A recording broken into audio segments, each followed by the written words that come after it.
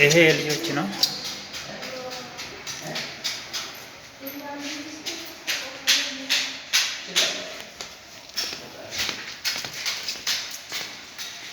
ይሄ ሳሎን ነው።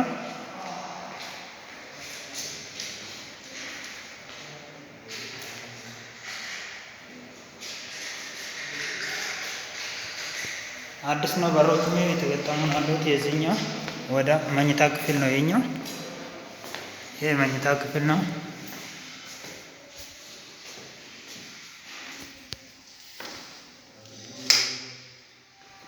መኝታ ክፍል ነው። ይሄ